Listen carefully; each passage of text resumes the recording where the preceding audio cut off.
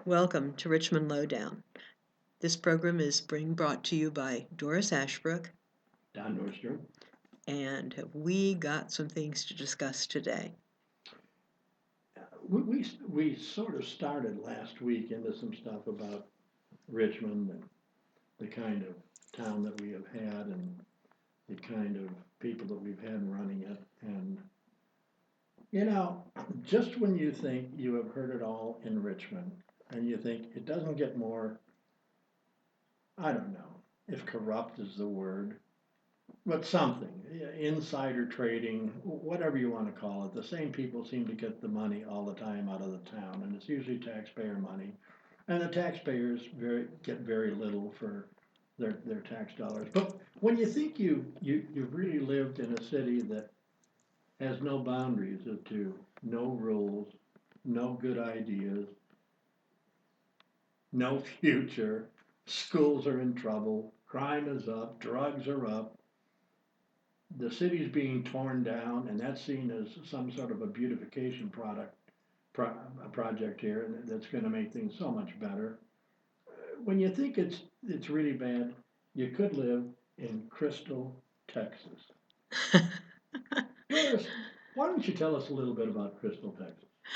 Well, it's sort of funny, but if it weren't so absolutely sad, this is a little town of about 7,000 people. It's located maybe 130 miles southwest of Austin, Texas, and the uh, five were arrested and are under federal indictment. In fact, currently out of the city government, and including the mayor and the city council, there's only one person allowed in city council. The doors are locked. The doors are locked. Only one, only only Joel Barajas, I may not be pronouncing his name correctly. Only Joel is the only city council member still allowed to even attempt to do his job, and he's something of a whistleblower. One of the interesting things about Crystal, Texas is the appointment, no. The hiring, no. The inside grease job that the attorney got in their town. Yeah, Washington Post said that he was a down on his luck lobbyist. And he got hired as the city attorney for this little tiny town for a whopping $180,000. Which was more than the same in Austin, right? More than San Antonio and more than Laredo, which are much larger cities. I mean, gosh, $180,000, and apparently he really didn't have to even interview for that job. That's why I say it was one of those uh,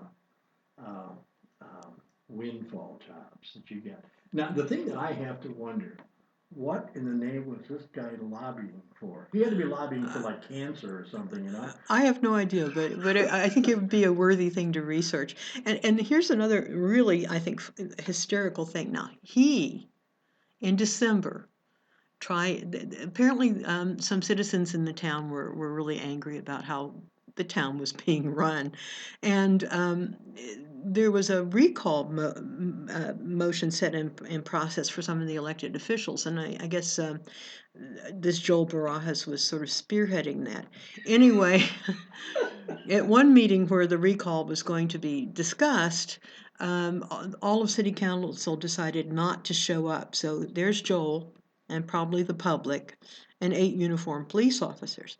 But the city attorney in December, he was charged with assault when he tried to bar an elderly woman from attending. He So, supposedly manhandled her. so let's just recap. We have a $180,000 a year attorney who beat up an old woman because they wanted to throw this guy out of office for taking $180,000 that certainly he was overpaid for the job. Well, and then here's the other thing. Apparently, one in our town again, we will never name names. We'll never say people like Quigg and Lingle and Allen and Porter. No, we won't do that because But in Crystal, Texas, they have a guy called Mr. T.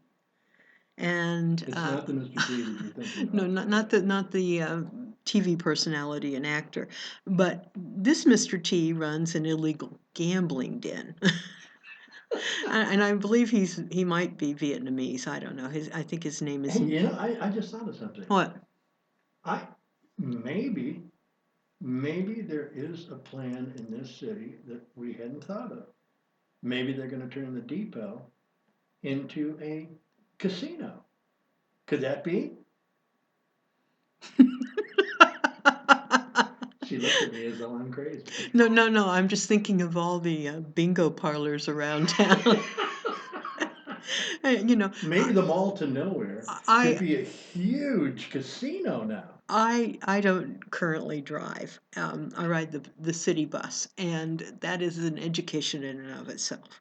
And one of the things that you'll notice if one rides the city buses is that in the afternoon, the buses tend to be very full. Now, these might be people coming home from work, but when you really find out and listen to the conversations, these are all the people getting ready to go to the bingo parlors for the evening.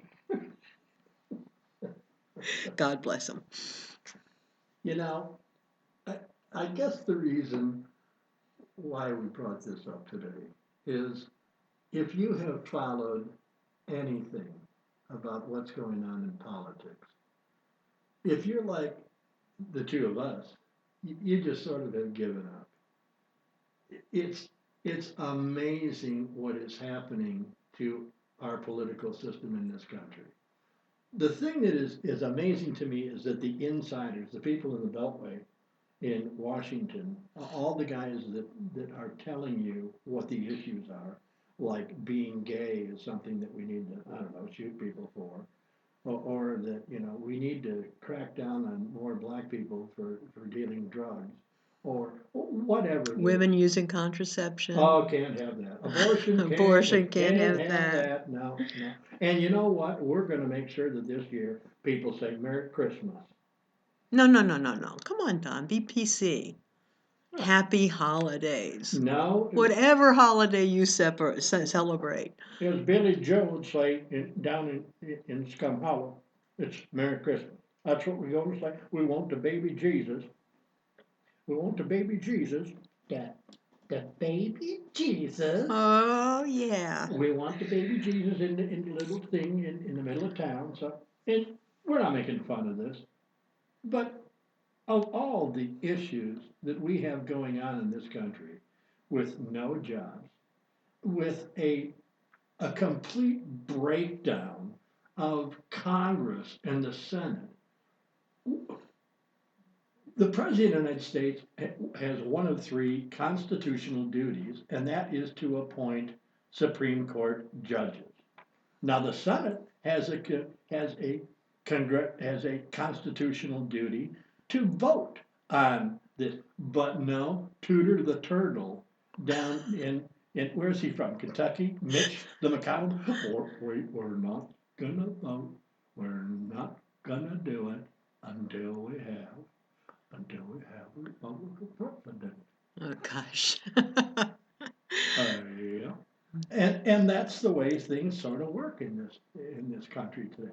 Nothing works. Things are not done for you, for me, for taxpayers. They're only done for the inside few, the guys that are making all the cash in this country. And if they can find a way to take $1 an hour away from you on your job, they'll do it. And if they can't, they'll move the company out of this country. We keep on hearing about NAFTA and what a great deal that was for this country. And you know what? We lost our shirts. We lost, huh, we lost the whole shirt industry and we lost all of our jobs. Mexico now has a trade, we have a deficit with them now. We have a trade deficit with China. We have one with Japan. We have one with, name the country. It's just incredible how we get our lunch handed to us all the time. Well, that's because government in this country has gotten in bed with business, and why government officials, senators, congressmen, whoever they are, actually think that the agenda of big corporations is the agenda of the people, I don't know. But it's beyond that. It's your government officials making you afraid of everything. That's like we were talking. Yeah, it's the whites are afraid of the blacks are afraid of the Mexicans they're afraid of somebody. But really, nobody's afraid of anybody. But they keep on harping about that and how abortion is. Oh my God, it's the end of the world, and that Let alone that abortion statistics have steadily gone down. I mean, honestly, not as many people are even possibly coming at that as an option. well, if you took, I mean, if you sat down with a bunch of people at the PTA meeting and said, what would be your number one thing that you would like to see happen in this country? I bet you it'd be jobs. Jobs, good schools, um, Nice place to live, safe safe neighbors. neighborhoods. Yeah, People, somewhere 93rd on the list just is gonna be abortion. small, decent lives. I mean, basically, small, decent lives. And if you're the government, leave me the hell alone. Right. And I think that's what you'd really find out there, but that's not what they talk about. They keep on trying to alienate people. They keep on trying to to put people in like Pete Seeger, wasn't that him that did little boxes in the center. Anyway, they want you to be put into little isolated pockets so that you're afraid of everybody, even your neighbor. So what have we got? We've got a bunch of people who walk around who are afraid of everything. Today, we were just talking about something that we've all done in our lives at one time, and that is buy a car. Oh, How many people rate that somewhere around going to the dentist or having dinner at your mother-in-law's house? You know, it's just not one of the greatest things that you do in your life, but we all walk in at a disadvantage. well, they have. You know it's a slick con game. You know it is, but you don't know where the con is, or and it and you know you're kind of getting screwed when you go to buy a car. Yeah, But and even if you there really, wouldn't be that much fine print in the contracts if you weren't getting screwed. speaking of contracts, I one time, back in Illinois, where I come from, took a contract and I gave it to my attorney, who charged me a bazillion six to tell me what the contract did and who it protected. And what was amazing about the 7,000 pieces of paper that you are given to sign, all that does is protect the dealer and the manufacturer and the person that they're going to sell your loan to. Nowhere in there is there any protection for you, which I find is amazing. And the printing, you have to have a magnifying glass to read this stuff. And it is though we have come to the point in our lives where everything is made so complicated and it's being done on purpose. So if you don't understand it, you don't question it. You just take the papers when you buy a car, like I do, and sign them. And you don't know what you're signing anymore. So one of the things that we were just batting around today, how do we get around this? It seems to me that in Congress and especially in the Senate, we have a bunch of lawyers. That's lawyers, friend. Everybody loves lawyers.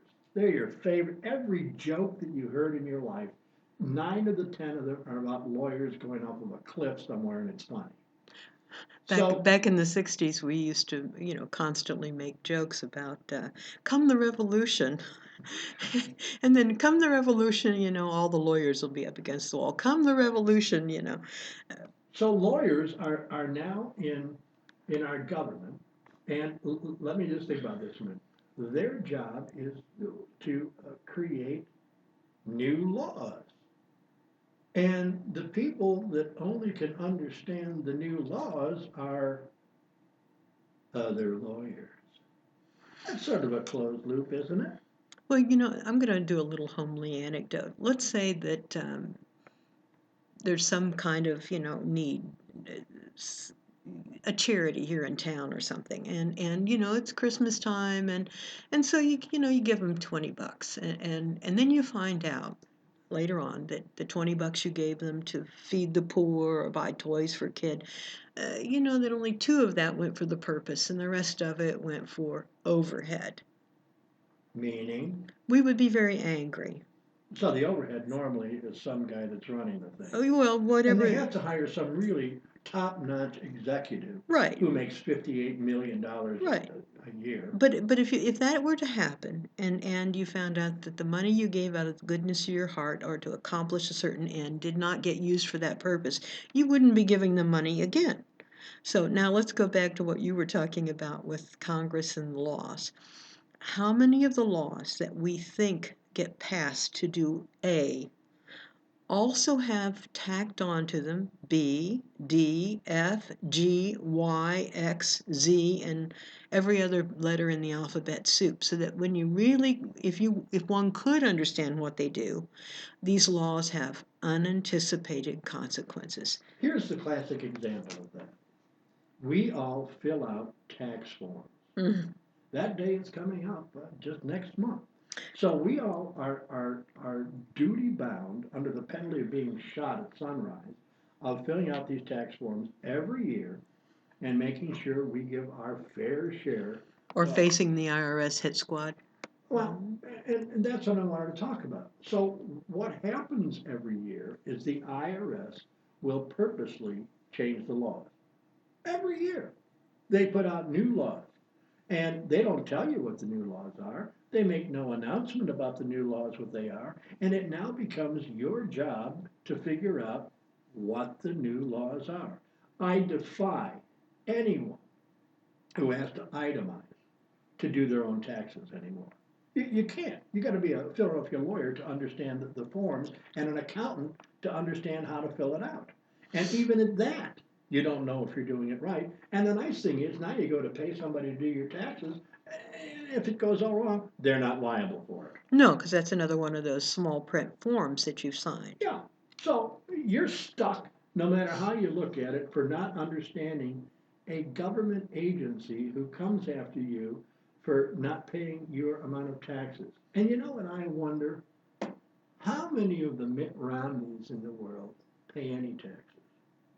How many of the Donald Trumps in the world pay any taxes? You know, Donald says that he knows how to game the system, he knows how to work the system, and I give him credit. Maybe that's what we need in the White House. Well, and I don't think you can actually, let's say they do pay taxes, and they may even say, I pay tens of thousands of taxes. But the truth is, if you were to look at it, sometimes the percentage of tax they're paying as opposed to what percentage of their income it is, isn't that much. And when you get into corporations, then it becomes a whole different Well, animal. corporations, all they do is go overseas and they don't pay any taxes. You know, they know how to shelter their money. Everybody has gamed the system. And you know what? Once again, we the people lose. Well, one of the things we were kind of batting around earlier, and I actually mean this as an open, not I don't already have my main mind made up, but let's say, as we've heard probably in a lot of our cities like Flint or Richmond, we have an aging infrastructure. We have sewer lines and other utility lines that really need to be replaced or repaired. We have roads. We have all of this kind of infrastructure, mega buck items to take care of, and the whole nation has major infrastructure problems. And so to deal with something like this, you need a plan, and you need a plan that's capable of being put into effect for many years. I mean, you can't possibly fix all of this in 1 year, 2 years, maybe not even 10 years. And it seems as though governments are not very good at putting into play long range plans. Well, they used to be. They used to be. When they first announced Social Security, here was a plan that was actually funded by you. You put so much of your pay every week into your Social Security fund. And you were told that when you have your golden years of your life, that you are going to be taken care of and things are going to be fine. Until the Reagan years rolled around and somebody needed to get a hold of some cash quick and they started dipping into the Social Security fund. And to be fair, every president since then has followed that lead. Well, I mean, if you can get some cash, that's what Washington's all about. And in fact, anytime there's a pool of money, somebody sets their eyes on how they could use that money to do whatever it is they want to do. Or they could use it. I mean, if you have at your job a little slush fund for the coffee machine Oh and yeah, whatnot, oh yeah. and somebody is taking care of it, I can guarantee you it's always going to be short. And the world today revolves around money. That's all everything is about. That's all Washington is about. That's all your local government is about. That's all anything is about. It's all that Walmart is all about. It's why they don't want to pay their people anything. It's called profitability. Somewhere, somehow, we went away from productivity to profitability. Everything had to be an independent profit generator of its own. And you are rated on Wall Street now as to what your profits are, how much money that you make. Well, there's only so many things. You want to start a business, there's only so many things you have to deal with. You have to deal with overhead, you have to deal with supplies, and you have to deal with labor. And labor's always the largest chunk of it. Yeah. So if you're going to be a corporation and you want to take a chunk and make it look better on your bottom line every year, what's the first thing you do? You You got cut labor. you got to cut labor. Yeah. Absolutely. And you know what, Tom? What you used to do in 8 hours, now we're going to give you two jobs to do, and we expect you to do both of them in 8 hours. And if you don't, we'll just fire you and get somebody else. Because you know what? It's like a buyer's market right now. We can go out and buy all the help that we want. They want a tractable workforce, and when you're dealing with productivity, you also possibly are dealing with quality issues. And one of the things I see, one of the things I see now is quality is something that businesses can't afford too much of. It can't be too bad. I mean, if it gets too bad, you may actually ruin your business. But Normally, it just falls good apart. enough. It falls apart the day after your warranty is up. It's almost like there's a little timer in there that warranty's up today, tomorrow blows up. That's it, you know. And you know what's happened? We've become a disposable society. When I was a kid, way back when, and they actually had TV when I was a kid, they used to have a guy that would come to your house and actually fix your television set. If it didn't work, you'd call the TV repairman guy, and he would come to your house and bring a little thing full of tubes and all kinds of stuff, and he would magically do stuff, and your TV would work again.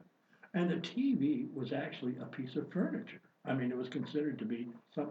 Today, today your TV, if the color goes out of tint, you just go to Walmart and buy another one. Well, actually, you'd be hard pressed to find anybody who could fix the TV or Well, fix most of those things. well, yeah, try to get somebody to fix your car today. Yeah, my son, I don't know how many years ago it was. My TV went on the fritz, and he gave me the education. Mom, we can't get this fixed. Just go out and buy a new one.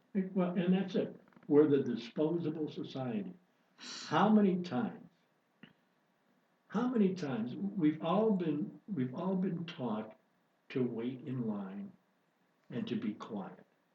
You make a doctor's appointment, and your doctor's appointment is for 9 o'clock, and you get there at 8:30, and you sit there. Somewhere around 3 o'clock, they say, "Mr. Thomas," and you've been sitting there all this time. And I always like to say to these people, obviously, the doctor's time is far more important than my time is. Because my time has to be worth nothing. Because I get here and I wait for 6 hours to see a doctor.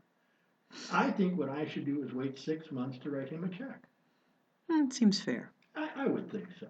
But they don't see it that way. And we get conditioned to this.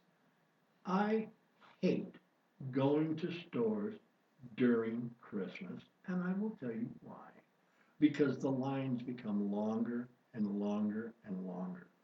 There used to be before I moved here, I moved from a town called Valparaiso, which is up north. And there was a store called Wiseway, and it was a food store. And they were notorious for this. They could care, they had great meats, great produce, but as far as giving a damn about you as a customer, they could have cared less. And I would get there and I would be like 34th in line, and there would be one line open. And I would look in the front of the store, and at the service desk, here would be 5 employees laughing and giggling and talking and having a good time. And I would just scream out from the back, hey, can you see that we got a line going all the way back to the meat department while the 5 of you have a coffee clutch? Could somebody come out here and get on a machine and start checking people out? Would that be asking too much so that we can get out of here before the end of the day? And it would get absolutely silent in the store. And somebody would invariably come over and grab my cart, pull me over to something, open it up, and I would be checked out immediately. But the other thing that would always happen is somebody would always say to me, God, I wish I could say that. And I would say to them, well, why don't you? I just did. And what happened? They didn't call the police. I actually got checked out.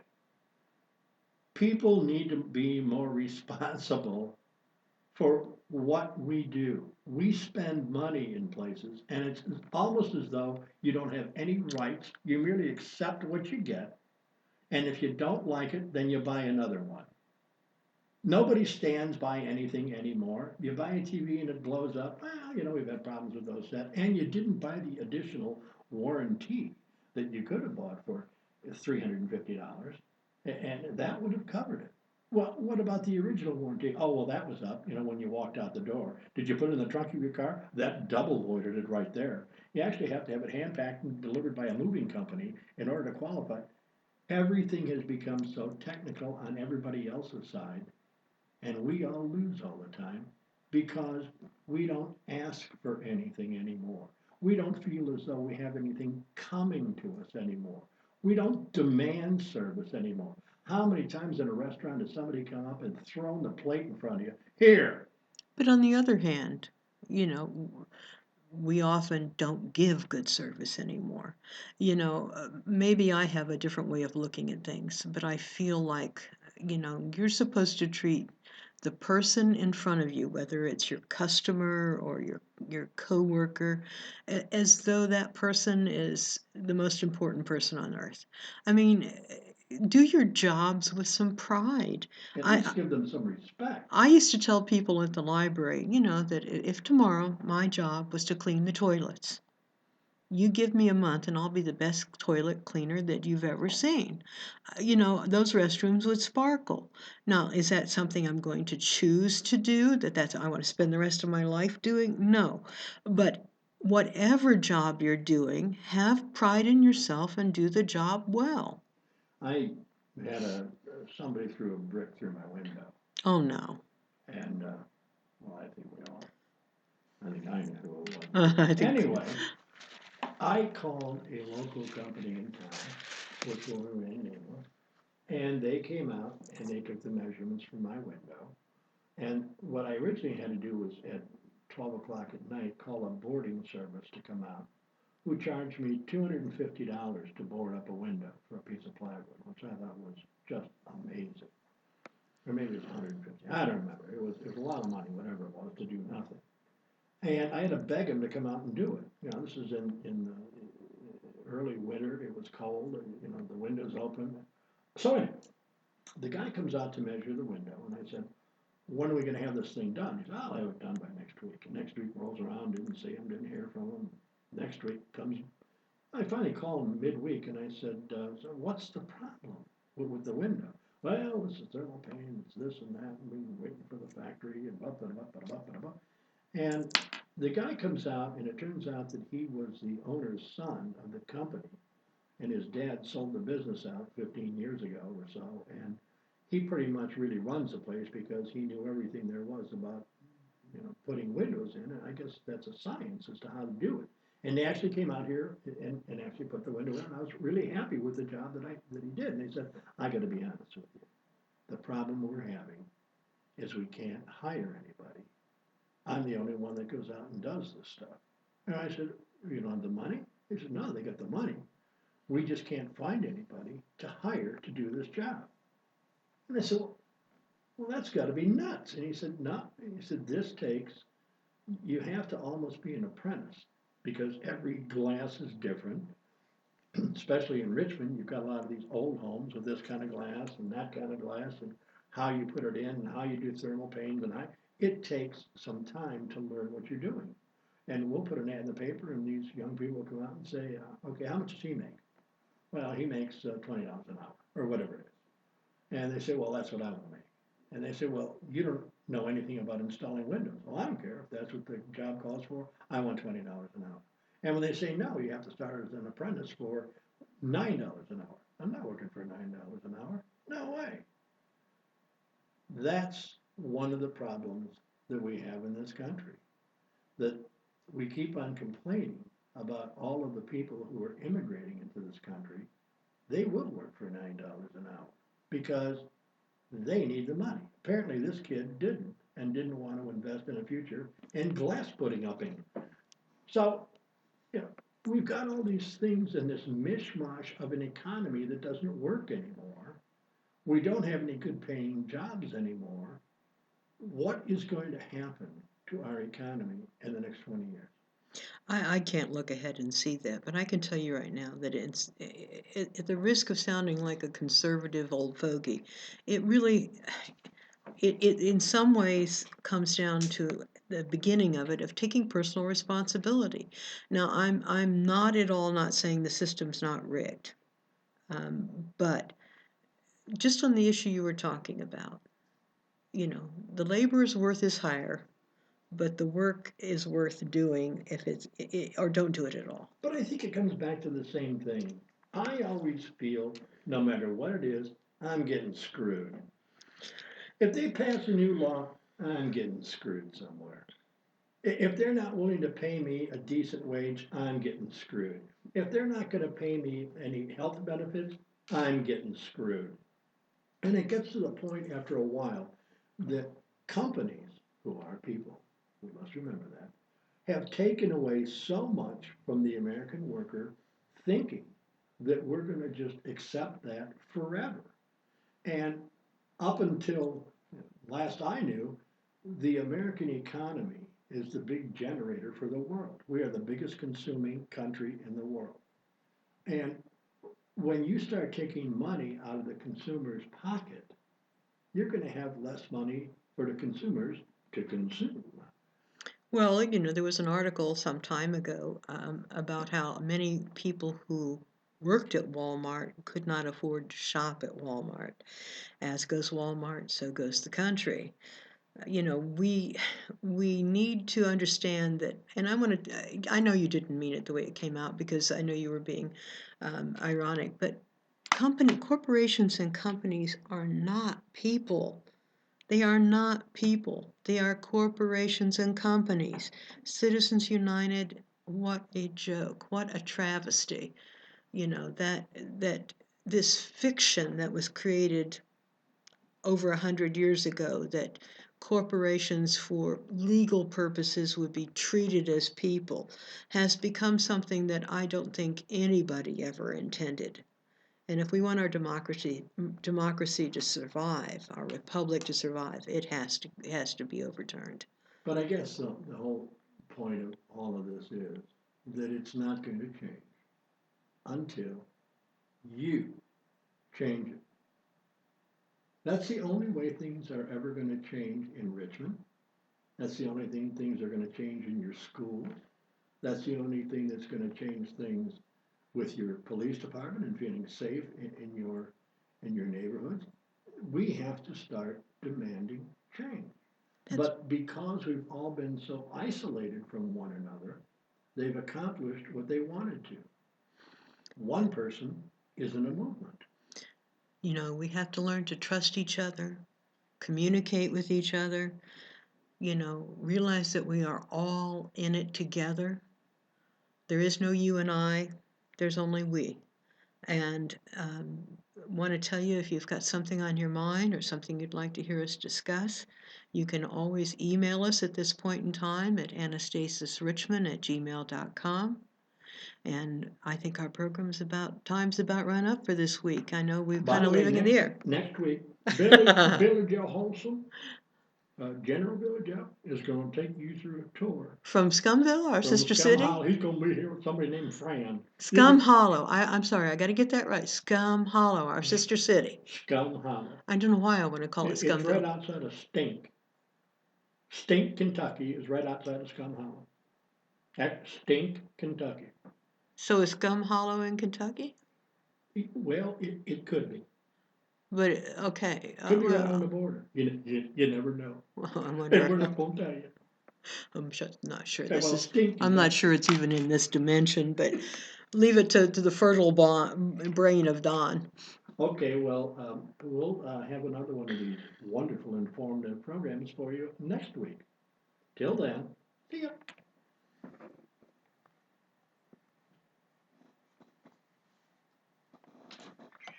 These are going too well. And Fran's gonna talk next week.